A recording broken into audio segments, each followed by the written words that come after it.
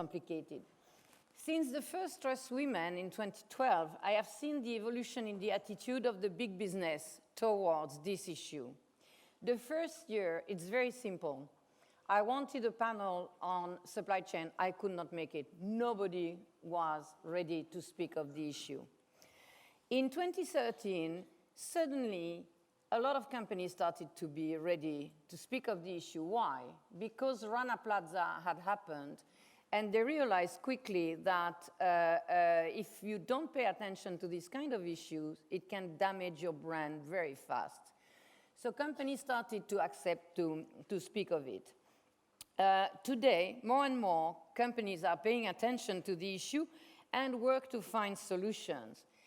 They are ready to speak of it because also the law has evolved, and the law in some countries like in the UK and now in France and soon in Australia force them to pay attention to the issue.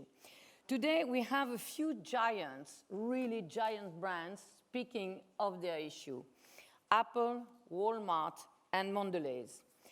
They know it is a moral imperative, of course, but they know also that this is a much better way to do business, because if you want your staff to be producive, you better give them some incentive instead of beating them up.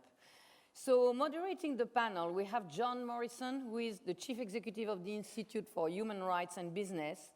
And on the panel, we have Paula Pierce. She's the Senior Director, Head of Supplier Responsibility at Apple.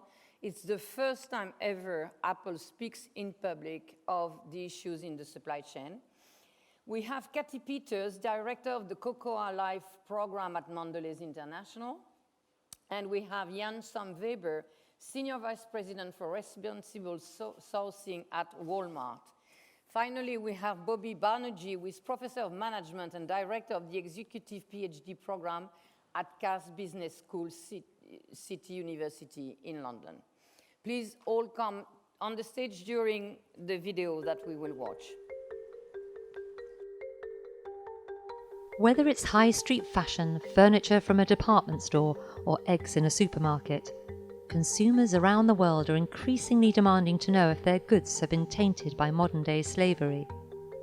Forced labour often lurks along the supply chain in industries from fishing to textiles to technology. Products are manufactured, packaged and distributed in a process linking multiple suppliers across many different countries. Take a t-shirt, for example. Consider what happens before it reaches the shelves. Countless pairs of hands will have picked the cotton, cleaned and compressed it, have it woven into thread before it's stitched, sewn, labelled and packaged. Modern-day slavery has emerged as a major global issue. The majority of slaves are victims of forced and bonded labour. They are trapped in factories, construction sites, farms, fishing boats and mines, or in nail salons and car washes, forced into domestic and sex work. Companies are now under growing pressure from governments and consumers to ensure that their operations are not tainted by slavery. Big international brands such as Adidas, Apple, Intel, Nestle, Marks & Spencer and Walmart have started investigating their own supply chains and acted to rectify harm done. Businesses are forming partnerships and sharing information. They're working with NGOs to provide training about the risks of bonded labour. Worker hotlines are being set up for staff to anonymously express concerns. The risk of slavery in the supply chain is no longer just an ethical issue for businesses, it risks damaging their brand. Britain's 2015 Modern Slavery Act requires businesses with a turnover of £36 million or more to publicly disclose what they are doing to combat the problem. France has passed a similar law, and Australia may soon follow suit. Yet it's consumers who hold the key to real change. From viral campaigns to media investigations, the public is more aware than ever of supply chain slavery. But are they willing to pay more for slavery-free goods and services?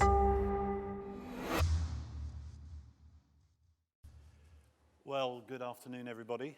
My name is John Morrison, and it's an honour to be chairing the panel this afternoon. Thanks to Monique and her staff at the Thomas Reuters Foundation, and congratulations for pulling this together. It's an important discussion. Businesses as we saw in the clip there, are gradually increasingly coming into focus, particularly in relation to their supply chains. And I would say that's push-pull, legislation in a number of countries. We hope also investors providing incentives for those who do the right things. So the pushes and the pulls, I think, will strengthen over the time ahead. Now, just in terms of introduction, we've heard a lot about numbers already today, so I don't want to repeat those.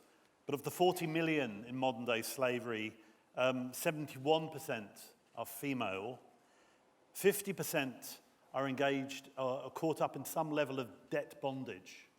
And that's mainly economic actors involved in that. So that's an important statistic when we think about the role of business. And another figure, although it's 40 million at the moment, if we were to look at the last 5 years, 89 million people have been caught up in modern slavery. So there's an element of churn, with some people trapped for all of their lives, others entering and leaving. But it does suggest to me there's some element of replacement going on. So when we liberate some people from modern slavery, they're being replaced by others. So it does raise in my mind this idea of systemic problems here. And maybe if we dig into what's going on in supply chains, there are four levels at which a business might be engaged on this issue. Assuming that it's probably going to be there statistically in every global supply chain somewhere.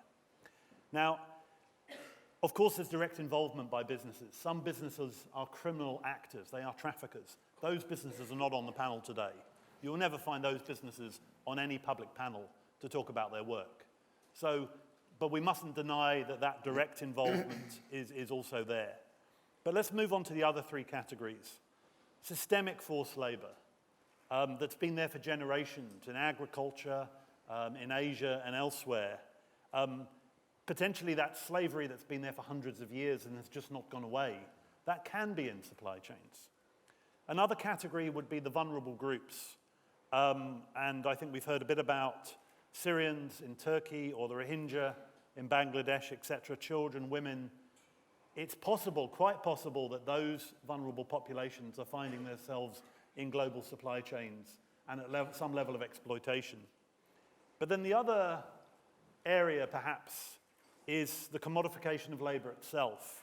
And the evidence does seem to suggest that some element of modern-day slavery is a direct response to the global supply chain model that we see around the world, particularly internal migration to export processing zones or labor agencies providing workers across borders to countries like Malaysia, Taiwan, the Gulf states, Europe, and everywhere.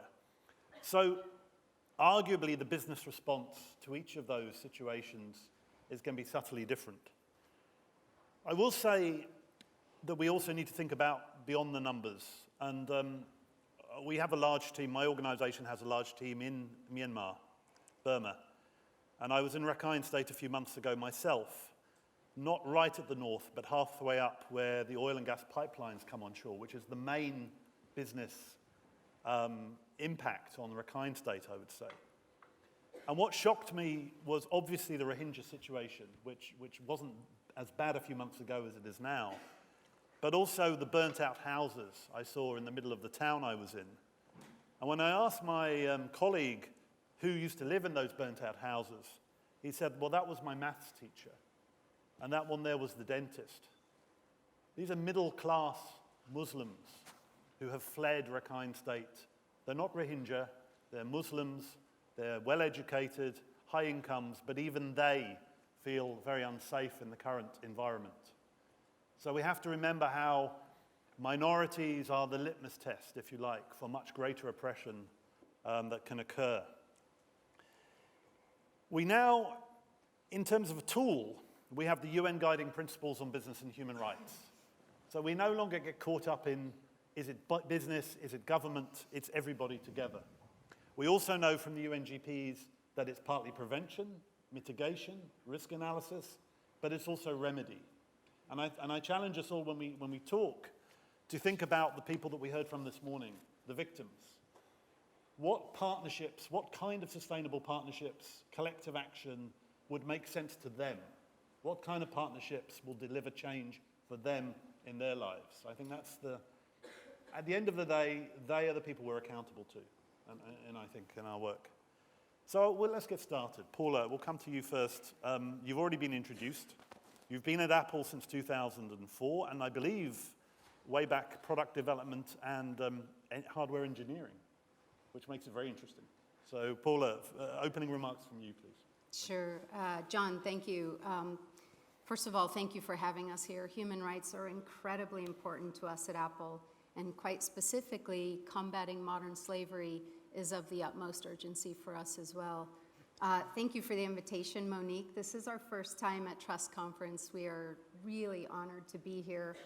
But I should state that we spend a good deal of our time talking out in the world about our programming. We think transparency is an indispensable element to combating slavery and to overcoming the impunity that we've heard about so painfully this morning. So we're happy to be here and be very open. Our effort to combat modern slavery in our supply chain is nearly 1 decade old. We started in 2008 with an incredibly deep assessment, as Jean mentioned, an incredibly layered and deep investigatory assessment of our supply chain, which is vast, has many, many layers, covers many, many countries, and touches every continent. Only with an understanding of your chain can you understand your risk. And only with a good look across your risk basis can you prevent. And then, of course, get to remedy, which we'll talk about following the money. We're very proud to have led our industry. Our supplier code of conduct is far and away the strictest in our industry, and we up the bar every year. So as far as 2008, we strictly prohibited involuntary labor in our chain. What's important to us, though, is not just what's in the writing, it's the investigation and the implementation of rigorous programming that follows suit. So in 2008, when we started a dig deep into our chain, we ran a few pilot programs to really understand what would work, what would scale. Our ambition was not to solve the problem one by one, but to figure out how we could move across a very vast supply chain with proper protections for people, specifically in debt bondage labor, which we'll talk about here in a moment. So what began in 2008 as a small pilot has grown enormously, and just by way of statistics I will share with you, in 2016, we conducted a total of 705 assessments across the globe against our supplier code of conduct. 705. Some of those take 1 day, and some of those take many weeks. These are not spot checks. These are rigorous investigatory checks on our suppliers' operations that include 500 different data points in our protocols. But we view that as the starting point for the inquiry to prevent modern slavery. That's really just the baseline from which we start. We take a very, what we think is somewhat unique view of our assessment program. We're not after scores, we're not after compliance. The real mission we're after is capability building. The real mission we're trying to achieve is enrolling our suppliers in performing their business in a responsible way. And oftentimes that means we need to teach them how. So we ask a continued question at Apple about efficacy. Is our investment of effort and energy really protecting humans or protecting the planet in the case of other dimensions of our code of conduct? And in 2016, I can share with you that we improved our top performers by nearly 60% through capability building. And we decreased our low performers by 31%, again, through capability building. But as Jean mentioned, there has to be a market side. There has to be a demand side to this. And we have a very unique perspective on doing business with suppliers. And what I mean by that is we are loath to terminate a business relationship. We are far more likely to stay engaged with a supplier even if they've committed what we call a core violation, a violation for which we have zero tolerance, because we want to teach and train and enroll that supplier in our journey to protect human rights. So as a very last resort, will we terminate business for those who are unwilling? Sometimes the case is unwilling, or ultimately unable. Sometimes we have suppliers who just cannot meet our objectives of responsible business, and we must terminate the relationship. I want to share a little bit about debt bondage you mentioned in your opening remarks, John. And this is an area of deep focus for us. So what started as a pilot, again in 2008, very quickly grew into robust implementation starting in 2009. We codified our standards, which of course we publicly release and share across our industry, and really articulated an absolute zero tolerance for involuntary labor, including debt bondage. But we began training suppliers and we began training workers, because the matter of being knowledgeable and informed is the matter of being empowered. So we're very proud that as of this date, we've trained 11.5 million workers in our supply chain in their native language to understand their rights, so they know when they see transgressions and they start to understand what they can do about those. In 2010, we enhanced our focus and really went to some of our higher risk corridors and higher risk countries, Singapore in particular, Malaysia in particular, and partnered with several expert organizations to offer training not only to workers from sending countries, but to suppliers in that chain. In 2012 and 2013, we doubled down our efforts, and that was our most aggressive implementation era. And as Jean mentioned, it's about following the money. In that period alone, we returned $10 million US to more than 20,000 workers who we found were wrongly suffering under debt bondage, for which we had no tolerance. In 2015, we updated our standards, and we set forth our industry's first zero tolerance for zero fees. So 0 fees allowable to be charged, which we thought was a really important next step in the journey. And we're very proud to have seen our industry, formerly known as the Electronics Industry Citizenship Coalition, now the Responsible Business Alliance, of which we're members, proud to be members with Walmart. We saw our electronics industry peers follow suit to the zero fee program.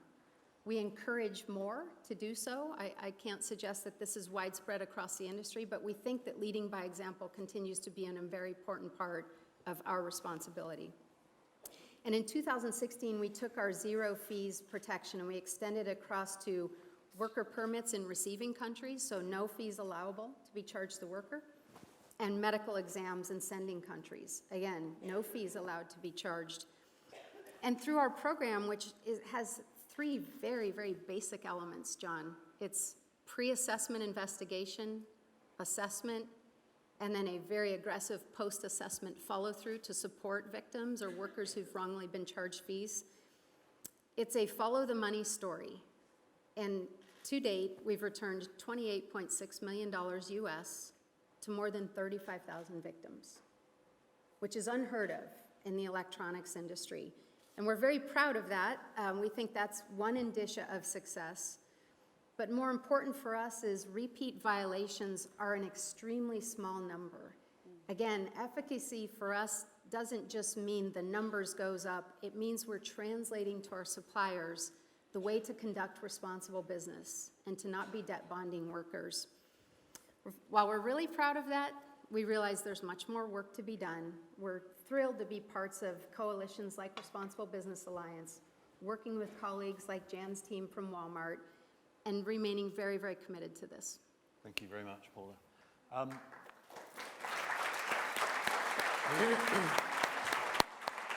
Just to follow up with a couple of quick questions there.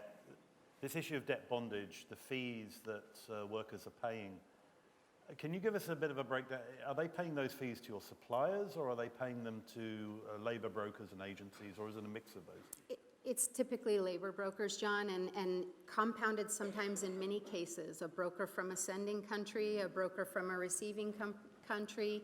And what makes it incredibly difficult for the brands at the end of the chain is that can occur many layers deep. So oftentimes we find ourselves working with our supplier's supplier. I'll give you one example from the UAE last year. We conducted one of our regular assessments at a distribution center. We define the term supplier very broad. It's not only manufacturing operations. It can be janitorial services at a retail store. It's distribution centers where we're moving product. So we conducted an assessment at a distribution center in the UAE, and and saw the red flags that threw us from a standard assessment into what we call a specialized assessment. So we partner with experts then, investigate records, conduct worker interviews in native languages, ensure that workers are not coached, trained, or retaliated against. And what we uncovered were several violations, again, of a supplier's labor broker. And having corrected this and remedied this with the payback of fees, we tried for probably 6 months to educate the labor broker and to solicit their agreement to do business this way. And unfortunately, that is a relationship we had our supplier ultimately terminated. Right. And then finally, if you're recompensing workers who are the victims, how do you do that in a way that you're not sustaining the current economic model? How do you make sure you're not feeding the beast? Sure. Where you're actually incentivizing Sure. some of these agents to... Sure. Again, the measurement for us, John, is efficacy. Right. And really having that be data-driven. So I would say there's two things for us on the current scheme. One is quantitative and one is qualitative. The quantitative indication for us is the repeat violations are extremely low. Right. And I think labor brokers, through our suppliers, are being educated and trained that this will not be economically profitable for them. If even they're not willing to do this because it's the right thing to do, we're trying to drive the economics out of it. Right. So we look always at the repeat violation data. On the qualitative side, we can see that this is changing lives. I'll share with you an example. We had a young woman last year whose life stream was to start a family and buy a small home in the Philippines. Her way to do that was to take a job in Taiwan, where the wages were 2x. Right. By the time she arrived, our supplier in Taiwan, she was already debt bonded for 1 year's worth of ensuing wages. Right. So we came in on one of our assessments, conducted our specialized assessment. She was fully repaid the 1 year of wages and was able to leave back from Taiwan, go back to Philippines 6 months early and take the wages that were returned and put a down payment on her home. Right. That's good. So Yeah. having said that, I would offer that that's a great place to be today, but we will continue to find where we raise the bar tomorrow, that we will ever be in pursuit of more higher efficacy and more stringent solutions that don't see mere payback. Great. Thanks, Paul. Thank you very much. Jan, we're going to segue to you now. I mean, Paul's already mentioned that you work together on some things. That's Apple and Walmart together. It's awesome. We do. But further on this commodification of labor, the role of intermediaries, I think you're going to talk specifically about Thailand and fishing as an example to get us going. So Yes. over to you now, Jan. Thank you, John, and thank you, Monique and the Thomson Reuters Foundation for putting on this event. This is fantastic. So at Walmart, we believe that everyone deserves safe and healthy working conditions that are free from coercion. And promoting that worker dignity is good for the men and women who are in our supply chain. It's good for their families, it's good for their communities, and it strengthens our business. One of our objectives is to be the most trusted retailer, and responsible sourcing is a key part of earning that. First and foremost, though, we believe that Walmart can lead by example. We communicate to our suppliers what our expectations are, and we hold them accountable. We also have the ability as a global retailer to scale solutions that we find. And one example, John, as you mentioned, is the seafood industry in Thailand.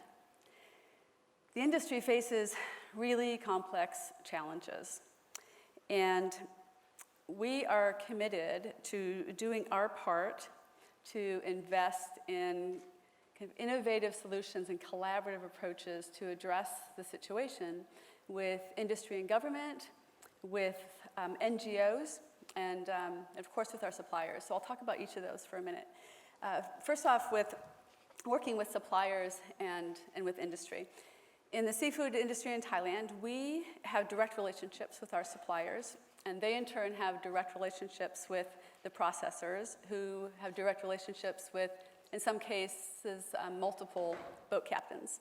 Then even deeper in the supply chain are vessels that are sourcing what's called trash fish, which ends up being processed and further processed and ultimately an ingredient in fish feed for farmed shrimp in Thailand. And these vessels are often smaller and disconnected from the formal system. And that disconnection and opacity leads to a higher risk for exploitation. So because this issue rests further back in our supply chain than our direct suppliers, we're looking at ways to address it and interventions in addition to our own social compliance auditing program, which, as Paula mentioned, we have probably 10,000 of those done on our behalf each year. And we are trying to lay the groundwork for the employer's pays principle through these actions. First of all, we are training our suppliers on management systems and on supply chain visibility.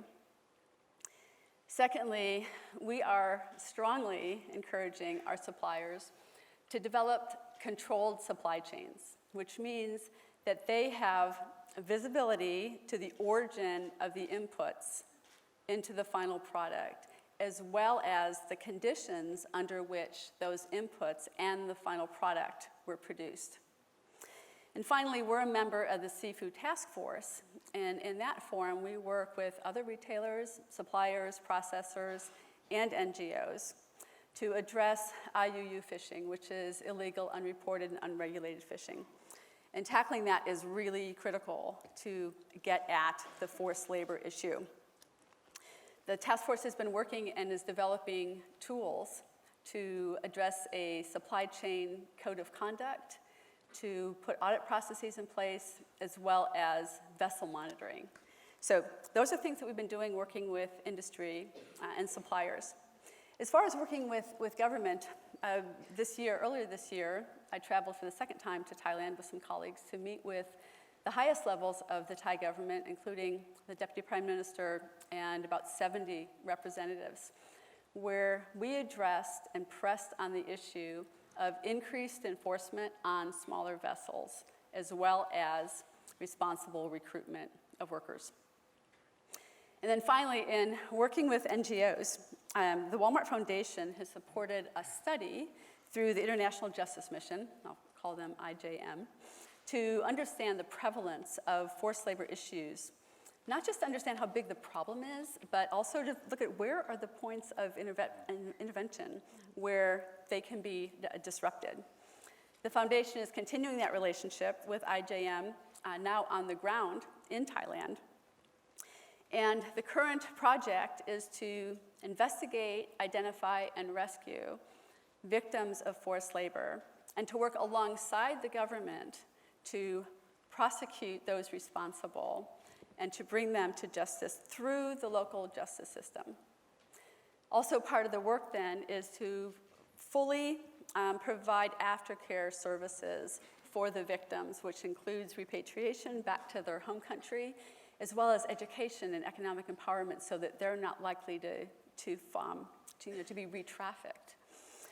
In 2017, the ITSER Institute, with the support of the Walmart Foundation and USAID, developed Golden Dreams, which is a Burmese language smartphone app targeted at current and prospective migrant workers. It's a platform for sharing information, ratings, reviews, comments, and advice about recruiters, about employers, and service providers in both the home and the destination country. It's like TripAdvisor, but in Burmese, and targeted for the issues that are important to migrant workers. So these are some of the ways that we're working with industry, with government, and with NGOs to advance the case. Great, Jan. Thank you for that.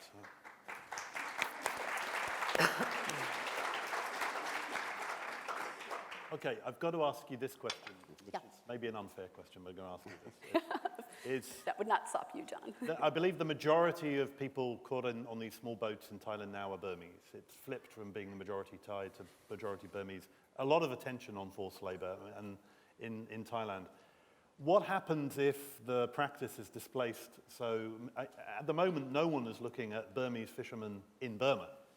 And all the small boats in Myanmar, some of which are run by the Rohingya, for example, others are not. Right. I know you don't source from Myanmar, but do you have a view on, if you're successful in Thailand, making inroads, how then do you scale up to other parts of Southeast Asia? Yeah, that's a fantastic question, and one that actually my friend Dan Biederman, who's out here in the audience, and I were talking about recently, because the assumption is that you get the Burmese back into Myanmar and that they'll have a better situation.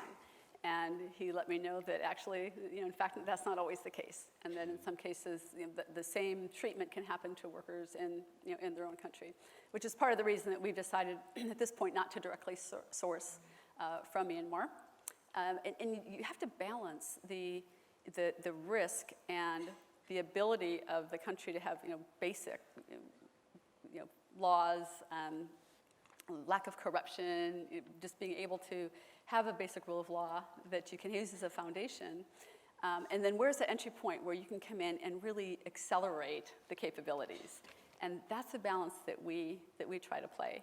Great. When we're already in a supply chain and serious issues evolve, our decision is to stay and be part of the solution, not to leave the supply chain. And so when we enter a supply chain, it is thoughtfully with what can we do to advance both the treatment of workers and the capability of that country. Great, that's clear. You've mentioned the employer pays principle. I mean, you're publicly committed to that with a group of other companies and around responsible recruitment. Yep. And you've publicly committed not just to eradicating worker fees in your own supply chains, but working collectively with UN agencies and civil society and others to eradicate worker fees globally by 2026. Right. That's a little ambitious, isn't it? It is a bold objective indeed. But we think it's really important and that it is the foundation of removing that point of vulnerability for the workers. So Walmart, we are committed to doing our part to advance the employer pays principle. Right. Thank you. Right, let's move on to Kathy now. I think we're going to also flip to Africa as well, and looking at not just the commodification of labor, but also the issue of forced labor in commodities. So Kathy, many years at Mondelez. If Mondelez doesn't mean anything to you, and I'm sure everyone in the audience loves chocolate, I believe Cadbury's and Toblerone are amongst your brands. They certainly mean a lot more to me. Visualize them, so to speak. But over to you, Kathy. Yeah, thank you. And I also want to extend a big thank you for inviting. It's my first trust conference. As a person, I have to say this, because as a person and a mother of 3 teenage and older girls at home, I was very impressed of the intense morning. And Amy, I don't know if you're still there, but I will not stop here, and I will go home with a task. I think there was something really interesting this morning that was said about seeing the unseen and shining a light.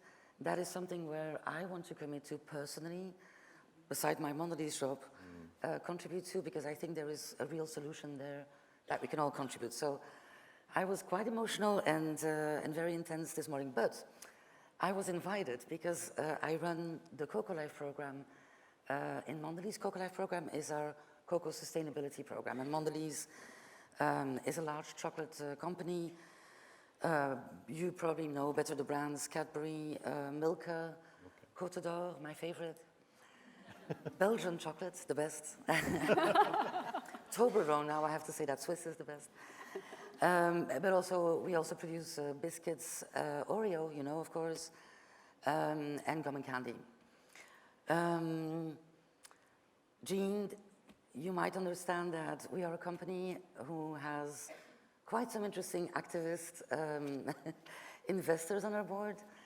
Nevertheless, I'm running the program. It's a 400 million investment since 6 years now. We're totally on track on the investment, while our overall productivity has increased as well. So the determination of the board and the questions we are getting are very much supportive of the program and the investment in sustainability. Really good. I also very often sit in investor calls, because they do call us and they do want to know how we live our human rights before they decide anything. So I noted those, and they're happening actually in my daily job. Now, through Cocoa Life, we have been addressing child labor and forced labor for a while, and specifically the worst cases of child labor in West Africa. 70% of the cocoa globally comes out of 2 countries, really, Ghana and Ivory Coast, Côte d'Ivoire, French-speaking country.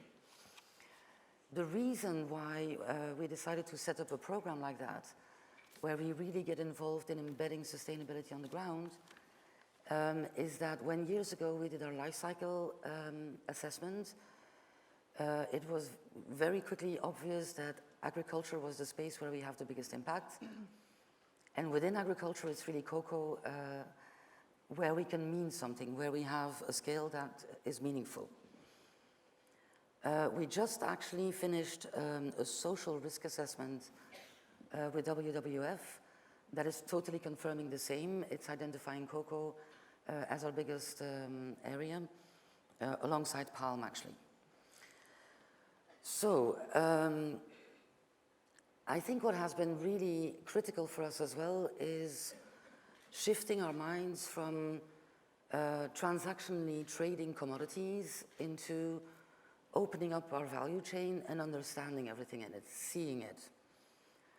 Unfortunately, we also saw that it was very broken, our cocoa supply chain, at the very beginning, at the level of the farmers and their families. The bigger issue is that it's a variety of challenges that the cocoa farmers are dealing with. Social, economic, environmental. We're talking about extreme poverty, climate change, gender inequalities, child labor, and actually they're all interlinked. I have to take a sip of water, if you don't mind.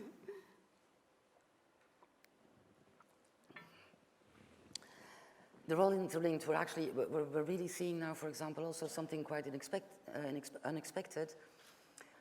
The effects of environmental disasters is quite impressive, actually, on child labor and worst cases of child labor. We estimate that that can have a 20% effect on increased child labor.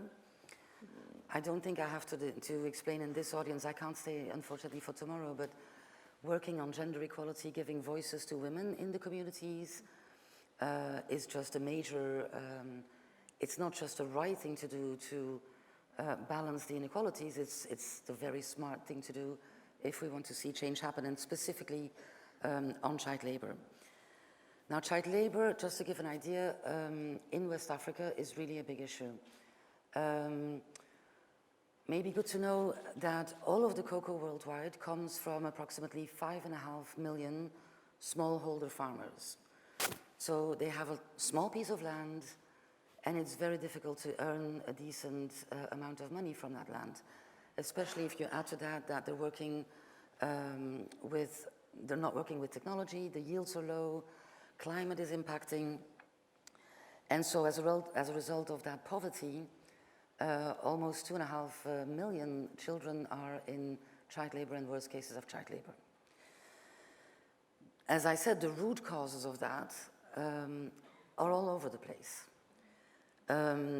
Only an integrated approach where you really tackle the root causes is a solution. At least that's what we believe, and that's why we have set up Cocoa Life to tackle at the same time, in a holistic manner, the productivity of the farm so that farmers can earn more money from their cocoa farming, but at the same time build capacities in the cocoa growing community so that they can pick up their own development and start, for sustainability reasons, start really embedding stronger capacity on child protection, child well-being in the communities.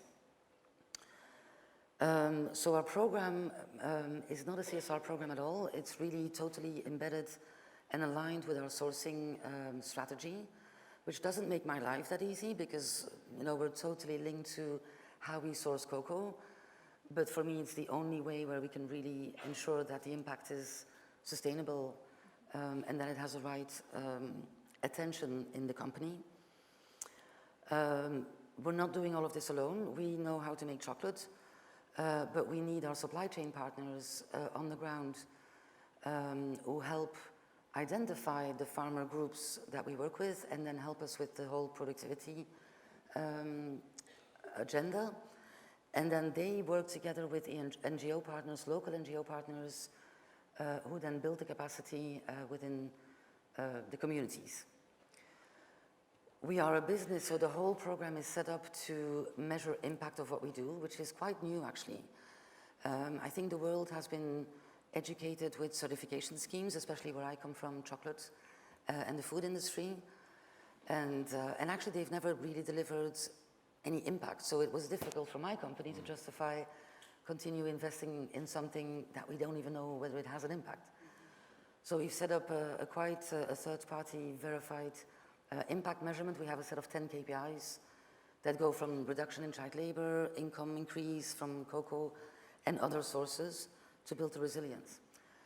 We also have a very tight verification, third-party verification of our supply chain, because we want to maintain that traceability, that verification, the transparency. We want to know exactly. I can see from my desk 3,000 tons coming from that cooperative into our supply chain. And we pay a premium. I can also see that that premium has gone to that cooperative. Right. I've got, so one question, you've mentioned child labor. I mean, child labor is endemic in agriculture, but how much of this child labor is forced labor? That's a very difficult question, and I don't have the answer, to be honest. I mean, I can't put a number on it. How do you distinguish, though? But given, I mean, my father used to pick potatoes in Aberdeenshire when he was a boy. They used to close the schools so that the farmers could go and the kids could work in the fields and pick the crops for a couple of weeks, but they still had education. Yeah, exactly. So how do you then distinguish between the worst forms of child labor and the sort of economic development case for child labor? So our approach is really to look at child protection and child well-being. That's also why we have a community approach rather than only a supply chain approach, because that would limit us to the cocoa farm and you would not see all of the other issues of trafficking, forced labor and others. Right. So we're working in the community. We also think, as somebody else mentioned, the approach is built on prevention, so it's tackling the root causes. So that's why we're working on income increase, women's voices, all of that.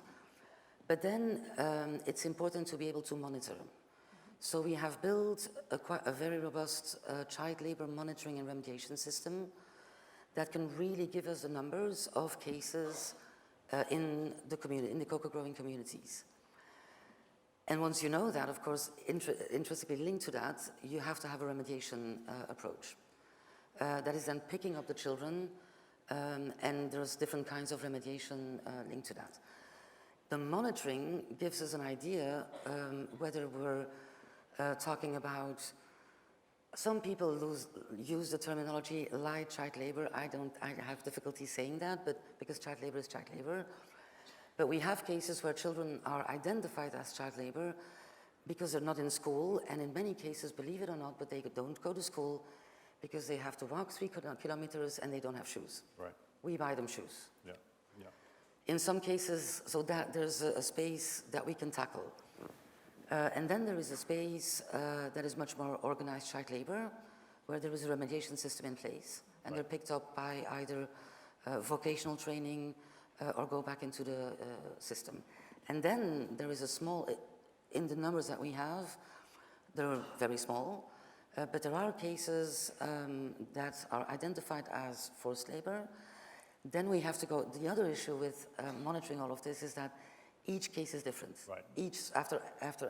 Behind every data point, there is a story. Right. Right. And in those cases, you have to understand those stories. Thank you.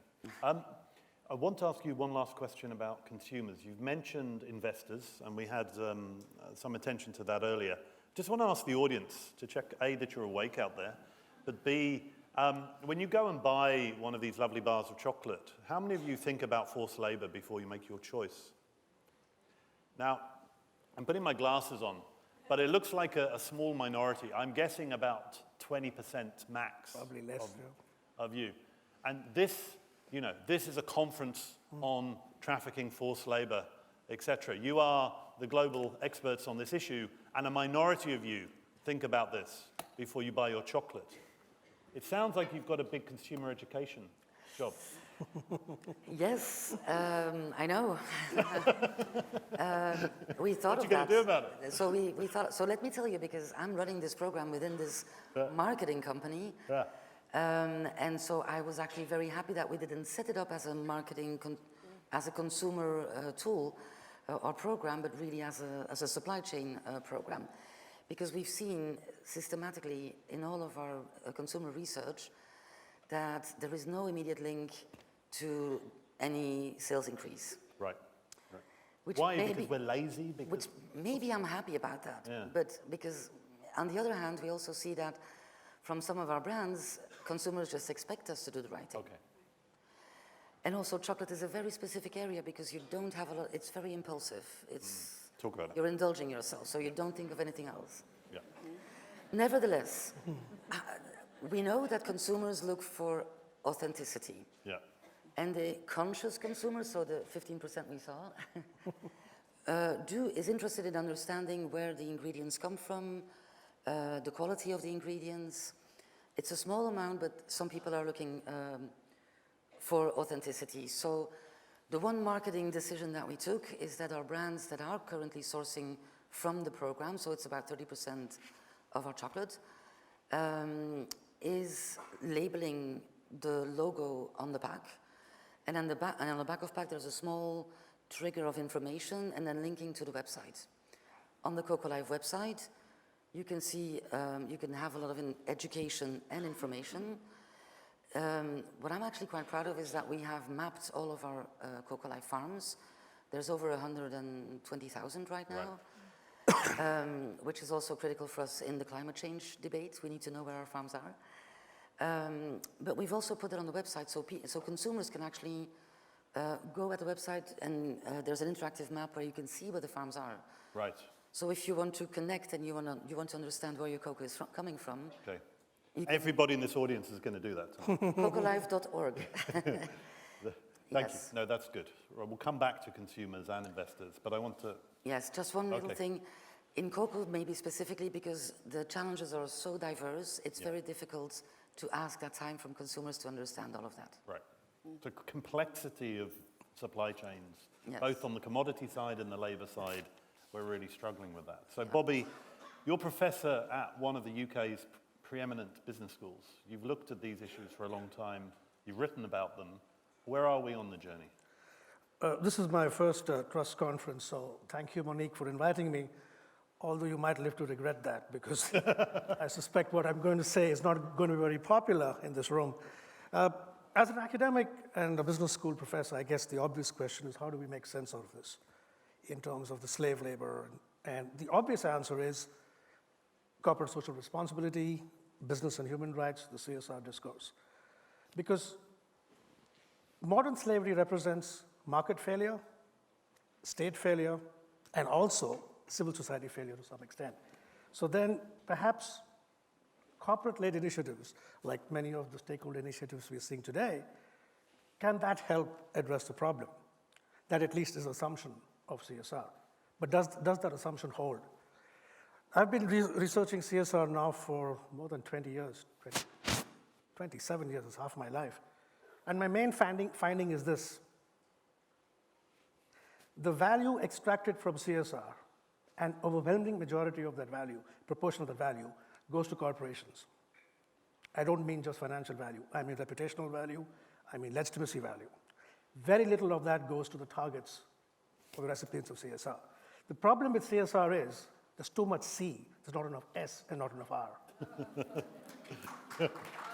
But so to answer the question, does CSR in this abolishing the slave trade offer a real opportunity to hold corporations to account?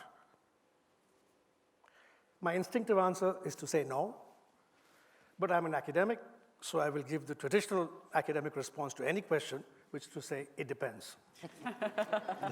The point I'm trying to make 2 points.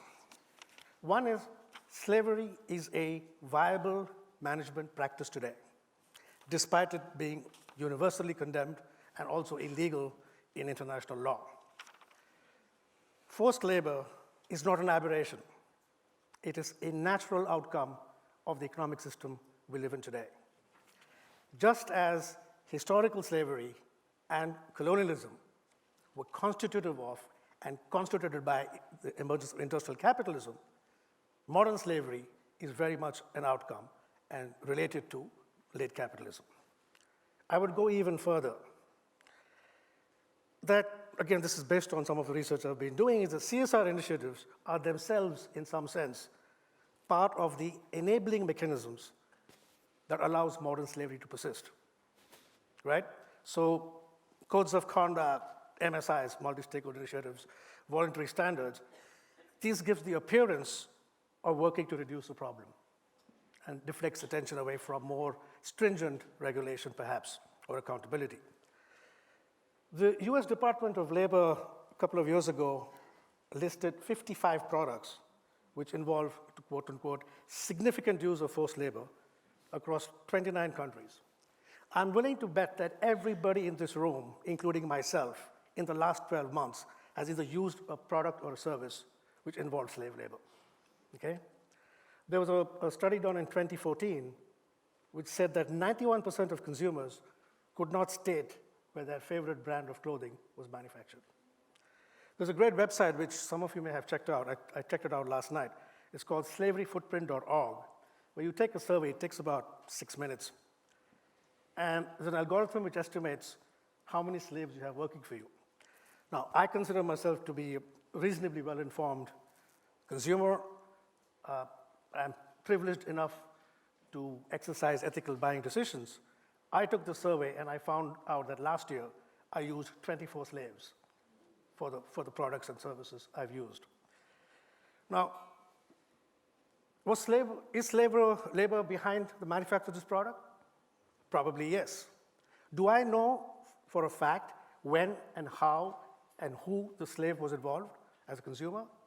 Definitely not, probably impossible. More important, does the manufacturer know at what point of the supply chain slave labor was involved in this product? Again, very difficult and probably impossible. Because if you go down the first 2 tiers, second tier, third tier, fourth tier of suppliers, you go down to your end supplier, which is probably a 10-year-old kid with a pickaxe. And they don't make the cover of the glossy CSR reports we get to see every year. All of you will obviously remember the big hullabaloo and outcry about the conflict minerals and blood diamonds. And a lot of the research is showing that these multi-stakeholder initiatives or current regulatory practices are just simply ineffective. So following that outcry, the Dodd-Frank Act was passed, and the companies listed in the US stock market were given 3 years to report where they were sourcing their products from. More important, did their products contain conflict minerals? Now, it was not illegal to use conflict minerals. They weren't fined in any way. They just had to show that, can you tell us, do your product have conflict minerals? So there's a study which came out last year where 2 academics studied the reports of 1,300 corporations between 2014 and 2015. 80% admitted they were unable to determine with certainty the country of origin, the Democratic Republic of Congo, or 9 adjoining countries. 1% of the companies were able to declare beyond a reasonable doubt that their products did not include conflict minerals. I mean, it is ironic that at a time when a quarter of the world's population has a smartphone with built-in GPS receivers, most companies, including the ones that manufacture those phones, are unable to determine the origins of crucial raw materials that goes into their products.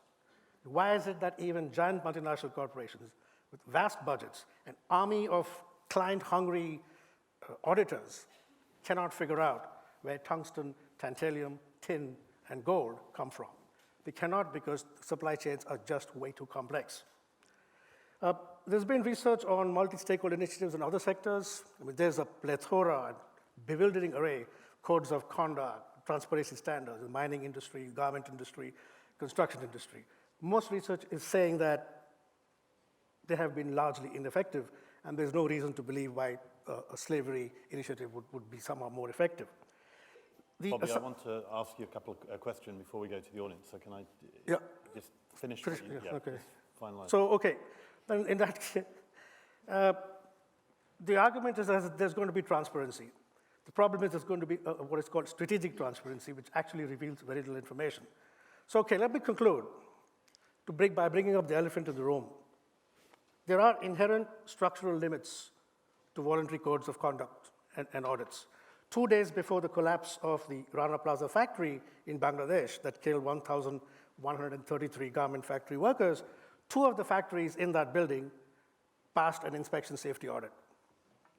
So we can talk about CSR and codes of conduct and business ethics and transparency till we are blue in the face. The real issue is this: none of these initiatives can address, in fact, I argue they would deflect attention from the real problem, which is the relentless pursuit of low-cost manufacturing to maximize profits and the pressure on suppliers to deliver their products as cheaply as possible. If modern slavery has to be eradicated, this model has to be changed. But I can tell you, I'm not going to hold my breath. Right. I'm tempted to ask you to answer your own question, but I think that's really for us all to try and answer your question. Just before we go to the audience, do any of you want to respond to anything that Bobby said or each other said? I want to give you the right to reply on that. And I'm happy to reply. Go on, please. Yeah, I appreciate your comments and deeply appreciate your perspective. Nobody on the industry side should say this is easy. But in the same vein, we also don't believe it's impossible. So let me draw a couple examples for you. Our conflict minerals program has led across our industry for years. We were the first to publicly disclose our smelter list because we mapped all the way to the smelter. And we put that up, we report every year. We think, again, transparency and public disclosure are critical parts of the journey. And it took us 5 years to drive that smelter base, 256 smelters, into third-party audits. However, at that point, we took a very critical decision.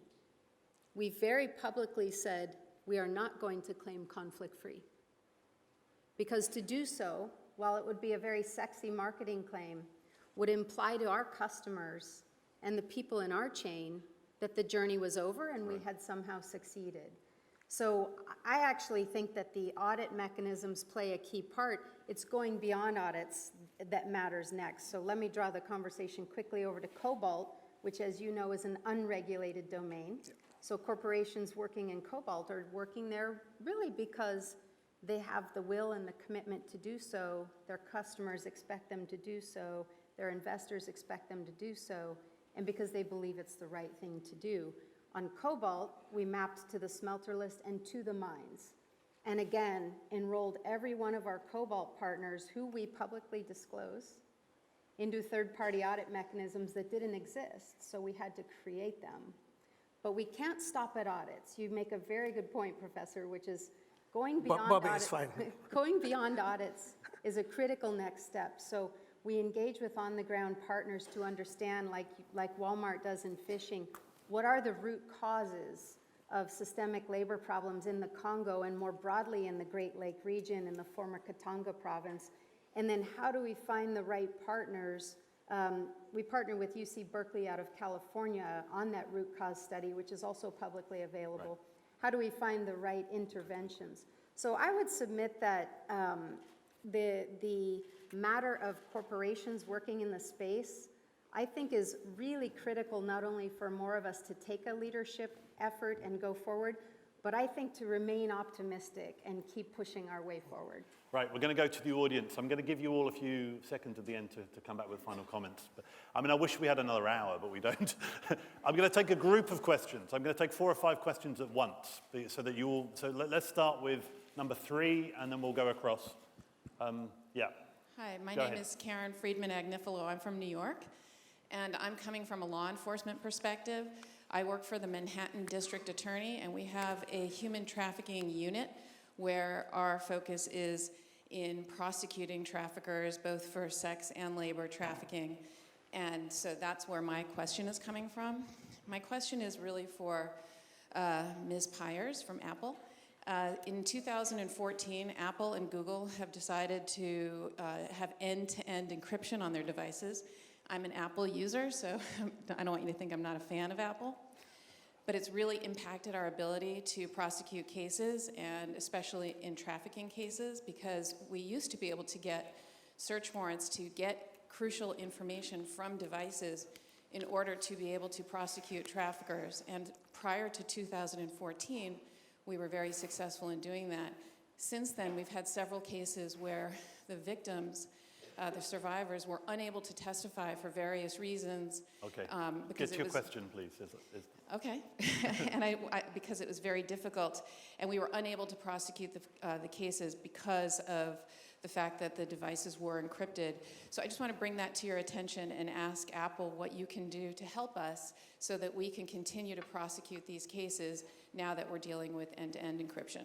Thank you. And I'm, for one, very glad that I have end-to-end encryption on my phone, but I can see the dilemma. Right, are we going to, right, while that's going, we'll take another one from 3, yeah, and then we'll go to 1 and 2 and 4. Yeah, go ahead. Good afternoon, I'm Laurie May Haywood. I'm a PhD law student at the University of Hull and the Wilberforce Institute for the Study of Slavery and Emancipation. So my question is, do you believe that the use of blockchain technology offers a potential solution to the trafficking of suppliers, to the tracking of suppliers that use slave labor? Okay. Yeah.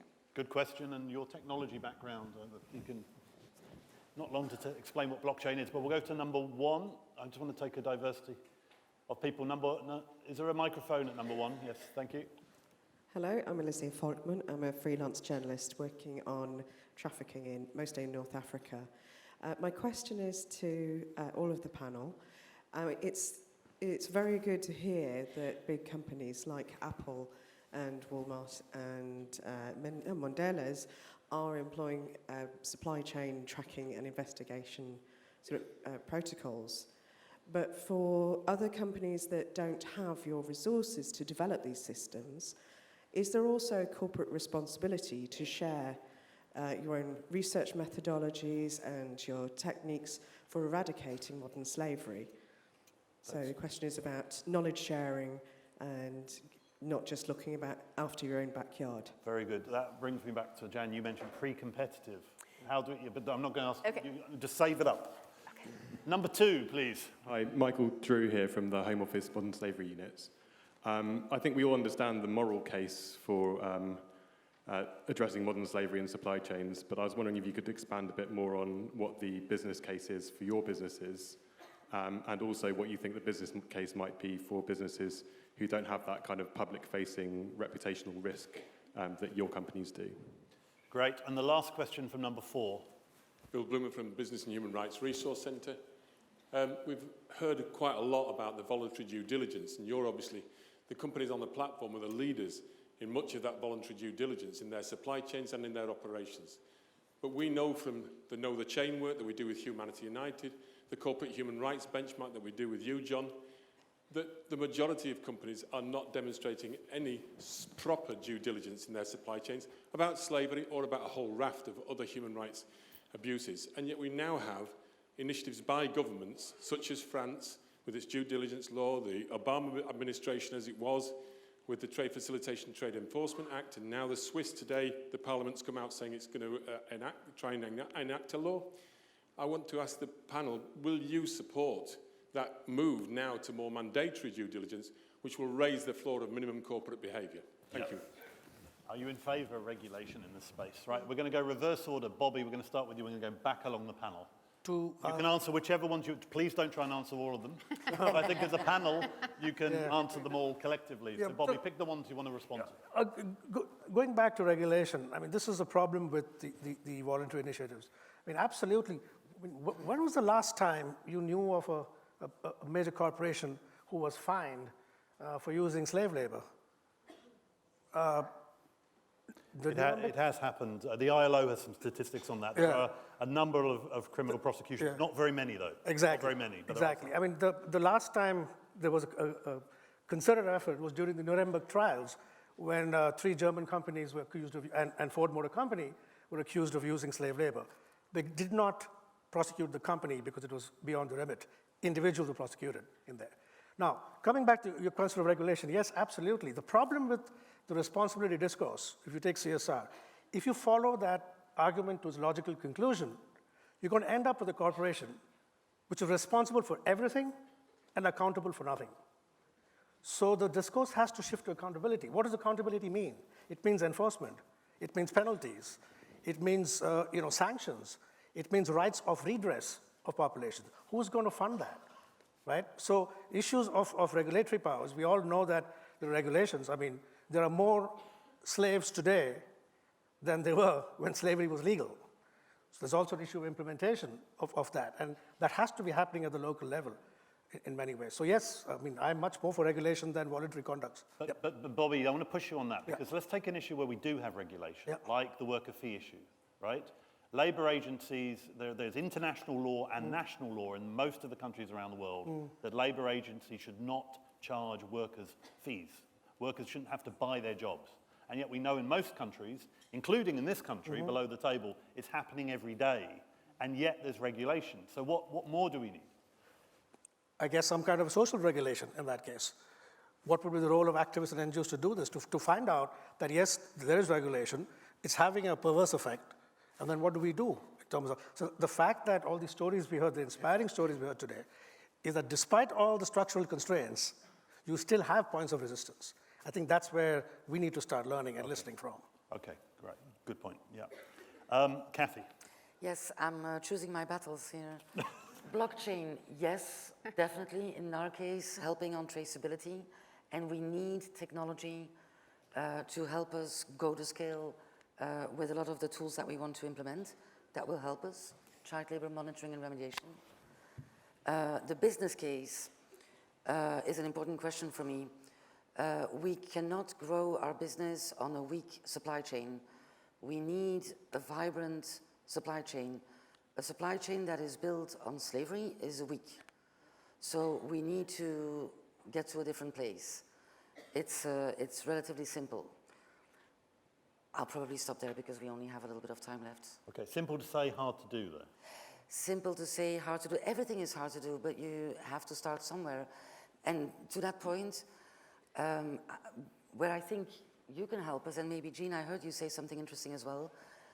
As a bigger company in your industry, you know that you have a leading role and you have to probably do a little bit more than the others. As a result of that, we have this saying in Africa, high trees catch a lot of wind. And so it's double frustrating because you're constantly asking your corporation to step up in a challenging environment. And then we just had an activist NGO talking to us and saying, we're gonna attack you. And I'm like, why? Because we're doing the most of it? Because you're the biggest. That cannot be the right reason. So you can help us there. Jan, Walmart is a very high tree. With one of maybe the most complex supply chain on the planet. Yeah. So, Bobby's basically challenging us to think that there's something about the way we've constructed supply chains, the way we do business day to day, that is feeding this problem. Yeah, and I think the question too about, are we willing to share, our learnings in this space? And I do want to echo that we do view this as pre-competitive space. And Bobby, when you challenge kind of the CSR and there's too much C, I'd say there needs to be more P, and the P is partnership. I think partnership is the new leadership. And none of us can do this by ourselves. Everyone has a role. There's a web of responsibility, and governments need to regulate. That is their function. Industry owns a piece of this, right? We need to set our clear expectations. We need to vet our suppliers. We need to do our due diligence. Activists have a right. Journalists, shedding a light on problems as they see them. NGOs and helping us as we tackle the challenges. So we need to come together and have the humility to say we don't have all the answers. We can't do it alone. Government can't do it alone. NGOs can't do it alone. But what do we each bring to bear? And how do we use that to help the whole? In Walmart, we know what our strengths are. We are large. We have strong supplier relationships. We have a vast supply chain. We have a convening power with suppliers and with governments and with people who want to help in this. So if we look at what do we each bring to the party and how do we do our part, then I think we can tackle this, because doing what we've always done is not going to give us a new solution. So we've got to partner together, and it's the only way we can make it clear to suppliers what the expectations are. If we're all sending different signals, it's going to be confusing, and they're not going to know what to do. And on the point of regulation, the partnership point I get, more regulation too? Enforcing the current laws would be a really good start. Right, right. Thank you. Okay. John, I'd like to pick up on two of the questions and kind of combine them here. I think Michael asked about the business case, and I'll draw upon my colleague's comment here. Robust supply chains are not ones that are built on actors who violate the planet or violate human rights. And we are fundamentally interested in a robust supply chain, but we also deeply believe that doing business the right way is important, not only for us, but for our customers. And for all of our employees. I receive employee mail nearly every day about the work we do from a colleague who says, hey, I had no idea we were doing this, upholding a planet protection or doing this work in human rights in the Congo and the Great Lakes region. So it's really part of who we are. But I want to talk about the second question that was raised in conjunction with Michael's question, which is, what about those companies who either unwilling or unable to do the work? Right. And we take a strong view on trying to empower them, either leading by example or creating tools they can use. Right. So to the comment about due diligence and understanding our chain, particularly in the responsible sourcing, conflict minerals, and cobalt domains, we created a tool last year, a very simple to use tool called a risk readiness assessment, because we found ourselves in nearly every conversation as we walked the chain to the smelter and the mine, sometimes artisanal mines, capability building and running into actors who really have no idea how to assess due diligence and no idea how they would even begin that inquiry. So we think that we bear as leaders that heightened set of responsibilities, finding ways to enable more companies to come along the journey, what we like to call the fellow travelers, we think is important to do through open sourcing best learnings, sharing best practices, and finding those collective action platforms where we do, as Jan said, all pull together because we're after fundamentally the same outcome. And I can see the carrots. What about sticks? Yeah, the sticks are tough. They can come in different forms. We will receive customer letters, and a customer may not have a certain set of information. We respond to every letter and really articulate, particularly in cobalt in the last 18 months. We've spent a lot of time on our cobalt programming, mapping the chain and working the chain. It's really something we started in 2015. But the inquiries around cobalt came very frequently. We read every letter, we respond to every letter, because we really want our customers, our shareholders to know, here's the work we're doing. And then being very open to say if there's something more we can, should, or would be doing, we're very open to that as well. Thank you. Right, we've literally got 40 seconds, 10 seconds each. What change do you want to see by the time we're here next year? One thing. Bobby. I was going to say start from there. Sorry? We can start from there. Go, anybody. Accountability mechanisms across all actors, governments, supply chain actors. Right, everybody more accountable to each other, to the government, to the state. Everyone nodding with that, yes? Yeah, and I'll add, adding metrics. What is the goal? How do you put metrics in place to measure and track progress? That's how business operates, and we need to track how we're doing. Better metrics, better accountability. We're all agreeing on this. I would add remediation. Right, remediation. Absolutely, in terms of and that goes back, there's a long history of that. So you talked about the United Nations Business Human Rights. Yeah. The people who have signed up to it, less than 1% have any remediation program in place. So it's good to sign up, but what's the point? Right, right, okay. Remediation, greater accountability, and better metrics. I'd like you to thank the panel.